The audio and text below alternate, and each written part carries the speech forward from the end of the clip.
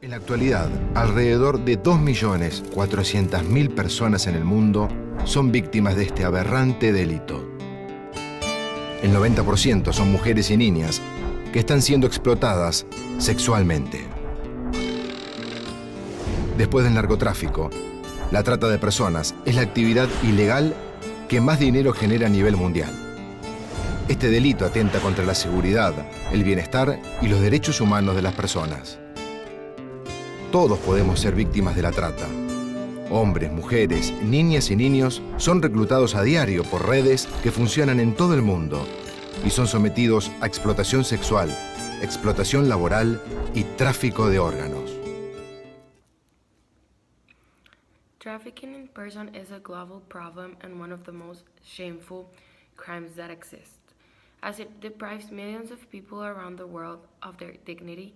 The traffickers deceive women, men, children from all over the corner of the planet and subject them to daily situations of exploitation.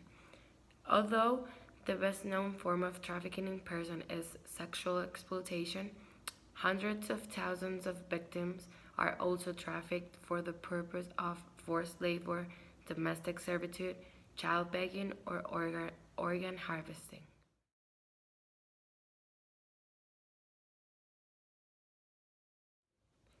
Any person who promotes, requests, offers, facilitates, obtains, transfers, delivers, or receives to a person through the use of violence, deception, or abuse of power in order to subject the person to sexual exploitation, work in forced manner in conditions not accepted by the person, keep a person under conditions of slavery or servitude, remove an organ, tissue, or its components of a person's body without the consent of the person.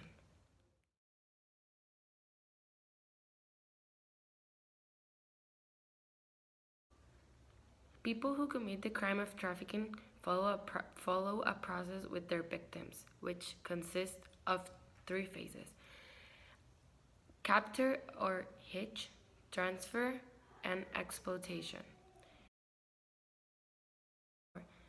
The capture or hitch is the recruitment of the victim. The recruiters can work individually or in networks. Most of the time, it is discussed by force, kidnapped, abduction, threat, deception, or taking advantage of a situation of vulnerability of the people. The transfer begins when the victim is forced or agrees to live with the trafficker from his place of origin through any means of transportation available and in deplorable conditions. Exploitation is the obtaining of financial, commercial, or other benefits through slavery, servitude, prostitution of other or other forms of sexual exploitation, labor exploitation, forced begging, use of persons under 18 years of age in criminal activities, illegal adoption, forced marriage, organ trafficking, or biomedical experimentation.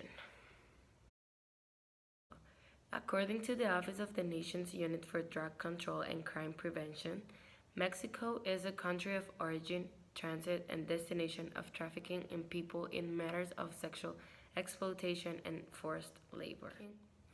In Mexico, the crime of trafficking in person is classified in the law to prevent and punish trafficking in persons, and in various penal codes and special state laws. In the law of the matter, several scenarios are contemplated for the commission of the crime, including human trafficking at a national and international level. Advances in the prevention of the problem as well as in the understanding of the mechanisms through which the criminal networks operate are limited in part due to the lack of research with an uniform methodology and measurable indicators. In general, the works on the issue had been limited to local studies and general studies on conditions of vulnerability for trafficking in persons. Given that trafficking in person is a criminal activity and as such the organizations involved operating hiding, there is currently no absolute calculation of the number of people affected by trafficking. Worldwide, the International Labour Organization estimates that in 2005, approximately 2.5 million people were victims of forced labor, of which 20% were victims of the crime of trafficking. For its part, the International Organization for Migration estimates that annually around 1 million people become victims of this crime. In Mexico, as in the rest of the world, trafficking in persons affects mostly children and women and men of productive age. Hence, the need to incorporate gender approaches and the rights of children into care programs for victims of the crime of trafficking.